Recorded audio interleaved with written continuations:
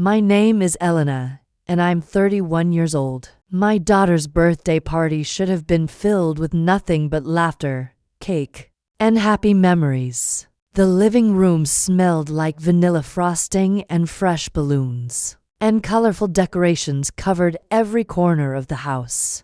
My daughter Maya was running around with her friends, her hands sticky with cake, her eyes glowing with excitement as she waited to blow out the candles. Everyone looked like they were smiling, but I could feel something else in the room, something colder.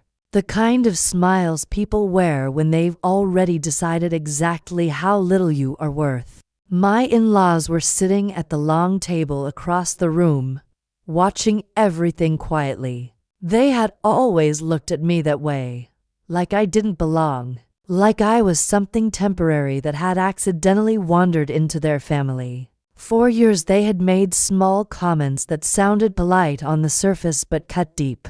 If you listened carefully, they always said I was lucky to have married their son, lucky to be welcomed into their family, lucky that they tolerated me. Every word carried the same message, that I owed them everything, and they owed me nothing. While I was standing near the kitchen pouring myself a drink, my mother-in-law Diane stepped closer. Her voice was low enough that no one else could hear it. She leaned toward my ear and whispered, "You're just a parasite." The word landed like a stone in my chest. For a second I couldn't breathe. I felt the heat rise behind my eyes, but I refused to cry. Crying was exactly what she expected. Crying would prove her right. I walked away and tried to focus on the party. Maya was laughing with her cousins, her small voice filling the room with pure joy. That was what mattered. I kept telling myself that today wasn't about me, it was about her. I grabbed a glass and poured myself a drink, hoping it would calm the shaking in my hands. That was when I noticed something strange. Across the room, Diane was watching me carefully. Not casually carefully, the way someone watches when they're waiting for something to happen. Beside her, my sister-in-law Vanessa had a thin smile on her lips.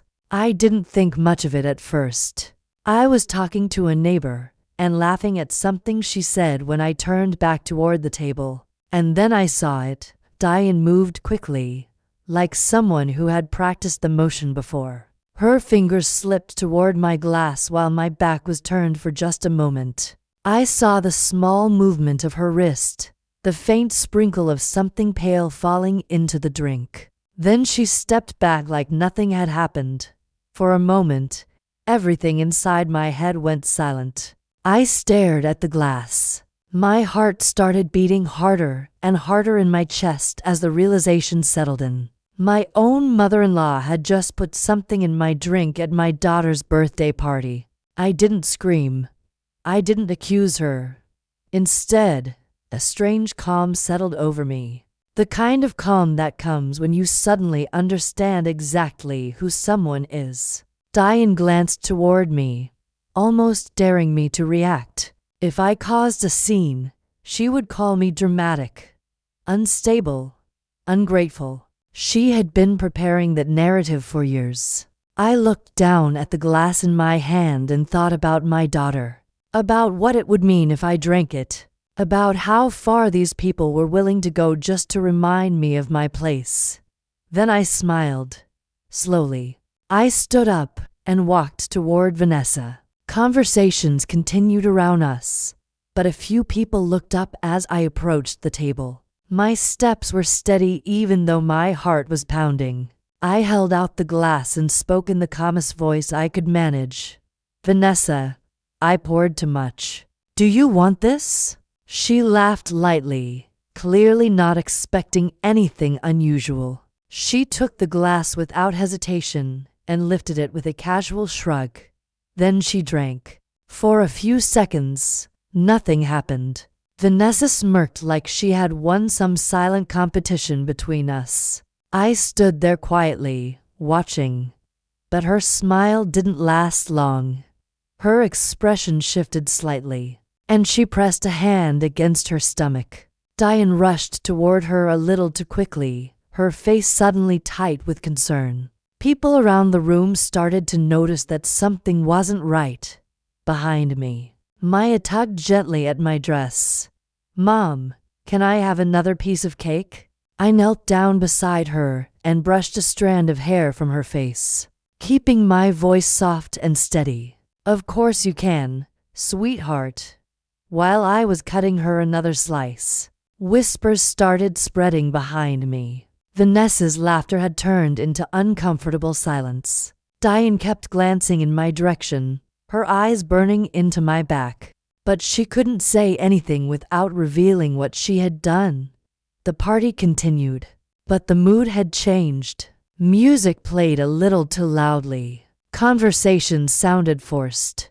Vanessa eventually disappeared into another room, and Diane avoided looking at me for the rest of the afternoon. Later that night, after the last guest had left and the house was quiet again, my husband Ryan asked what had happened. I told him everything. Every comment his family had made over the years. Every insult. And finally, what I had seen Diane do with the powder. For the first time since we had been married, he didn't try to defend them. Months later, Diane and Vanessa told their own version of the story to anyone who would listen. They said I had embarrassed them, that I was manipulative, dramatic, dangerous. But none of that mattered anymore, because that day, at my daughter's birthday party, I saw my mother-in-law slip powder into my drink.